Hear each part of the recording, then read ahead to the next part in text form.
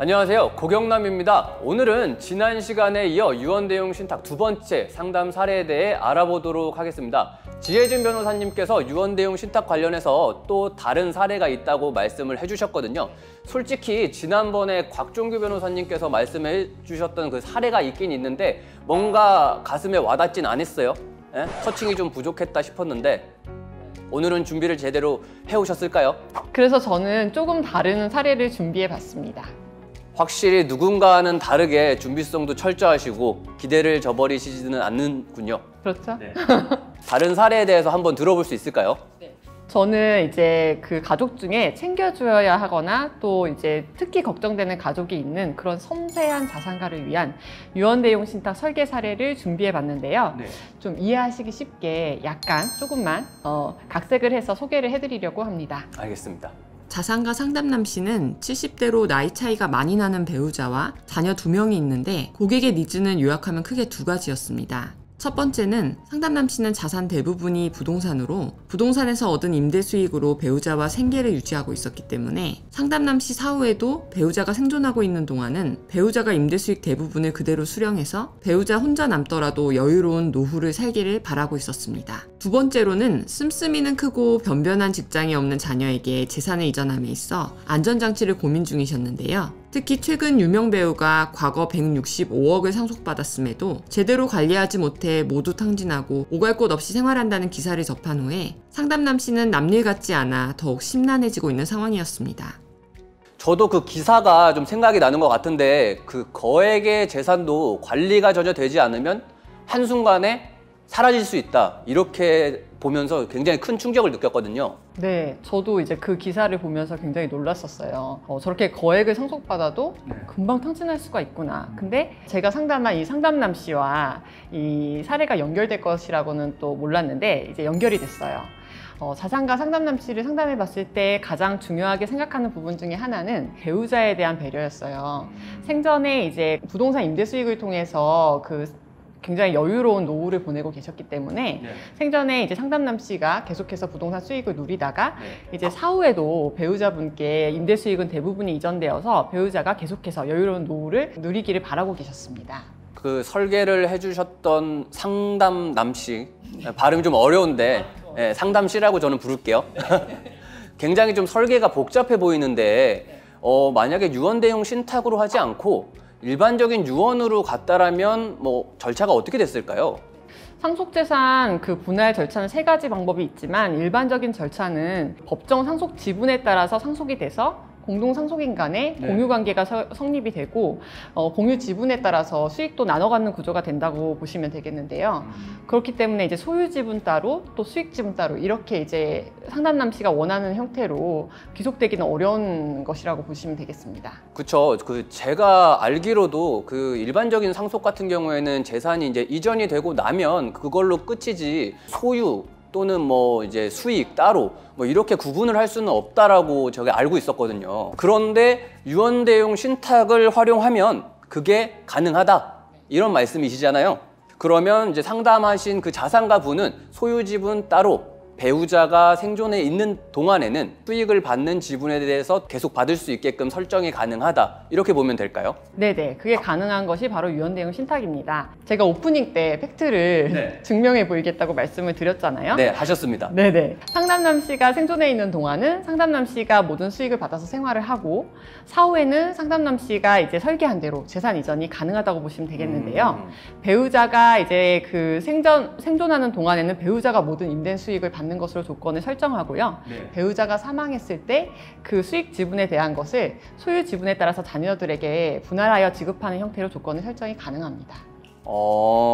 이렇게 세세한 조건까지 이제 설정이 가능하다는 게 되게 신박해요. 그런 부분에서 보면 굉장히 놀라운데 그런데 이게 왜 여태까지 뭐 잘 알려지지 않았던 걸까요? 그래서 저희 이제 5번 출구, 여의도 5번 출구를 자주 보셔야 되는 거고요.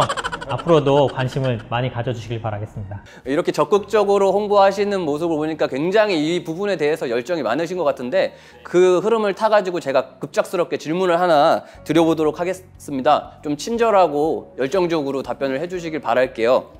네, 제가 추가적으로 드리고 싶은 질문은 상담남 씨 사례처럼 재산을 사후 한 번에 이렇게 지급하는 게 아니라 이렇게 분할해가지고 지급을 한다라는 게 가능한 방법일까요? 예, 가능합니다.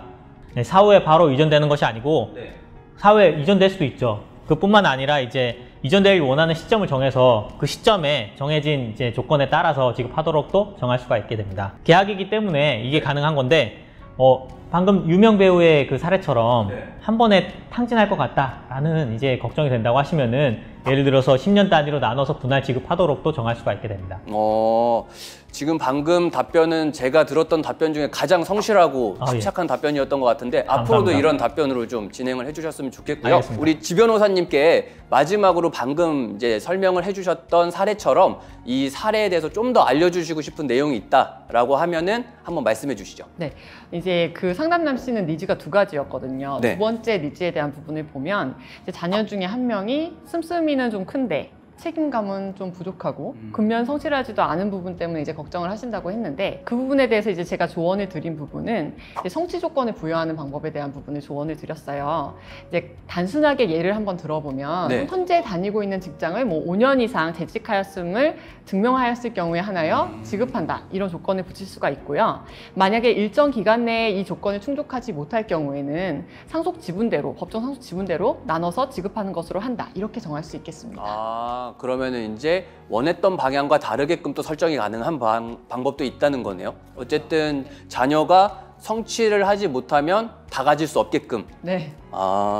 제가 그 부분이 굉장히 궁금했었던 내용이었거든요. 네, 제가 또 앞서갔네요. 아닙니다. 네, 그런 일이 이제 많지는 않겠지만요. 유언대용 신탁을 이용하면 질문 주신 부분을 해결할 수가 있습니다. 또한 자산가가 이제 특정한 자녀한테 마음의 빚을 갖고 있다거나 아니면 왠지 더 마음이 가서 특정한 자녀에게만 더 주고 싶을 수 있잖아요. 네, 맞아요. 네네. 그럴 때는 균등한 비율로 지급하지 않고 그 자녀에게 더 주는 형태로 설계가 가능하고요. 이거는 매우 이제 유언대용 신탁에서 손쉬운 설계 방법이라고 보시면 되겠습니다. 그리고 또 만약에 상속을 못 받게 되는 경우도 있을 수 있잖아요. 네. 그런 경우에 대한 조건을 설정하실 수도 있어요. 이런 부분이 다 일부에서 곽종규 변호사님 말씀하신 것처럼 계약이기 때문에 조건을 설정하는 대로 다 가능해진다라고 보시면 되겠습니다. 그러니까 두 변호사님께서 1부, 2부를 통해서 말씀해 주신 사례를 이제 참고해 보면 유언대용 신탁이라는 거는 이제 유언자가 더 이상 세상에 존재하지 않더라도 유언자의 의지를 끝까지 지키고 실행시켜 줄 수 있는 어떤 마법 같은 도구다라고 표현해 볼 수 있을 것 같아요. 그래서 뭐 믿고 맡긴다, 신탁이라고 하는 것 같기도 하는데 두 분 사례 설명 너무 감사드리고 혹시 마지막으로 영상을 보는 구독자님이나 시청자분들에게 한마디씩 더 하시고 싶으신 말씀 있으시면 한 번씩 말씀해 주시길 바랍니다. 네, 고경남 세무사님 말씀 주신 것처럼 이제 유언대용 신탁이라고 하는 것은 이제 고인이 되신 이후에도 고인의 의사를 실현시켜 줄 수 있는 그런 도구인데요. 최근에 정말 많은 다양한 사례들을 상담하면서 이러한 다양한 부분까지 위탁자의 의사를 실현할 수 있는 도구구나라고 하면서 제 자신도 놀라고 있고 앞으로 더 기대되는 그런 자산관리 도구라고 보시면 되겠습니다. 곽종규 변호사님도 한마디 해주시죠. 네, 제가 이제 지혜진 변호사님 말씀을 이어서 말씀드리면은 유언대용 신탁의 장점은 사후의 재산관리에 대해서도 정할 수도 있지만 생전에도 본인의 치매가 염려된다라고 할 때도 재산관리 수단으로 충분히 활용할 수 있다라고 생각됩니다. 그래서 생전 및 사후까지 이제 책임지는 종합자산관리 수단으로서 신탁이 이용할 수 있다라고 말씀드리고 싶습니다. 자, 오늘은 조금 어려운 내용일 수도 있고 또 나하고는 아직 관계가 없을 수도 있는 유언대용 신탁을 사례를 통해 알아봤는데요. 내가 쌓아온 소중한 자산이 나와 가족에게 아름답게 전해질 수 있도록 종합자산 관리를 위한 유익한 정보는 여의도 5번 출구에서 계속 이어나가도록 하겠습니다. 오늘 너무 감사드리고요. 마지막이니까 시청자분들에게 같이 인사 한번 드리죠. 감사합니다.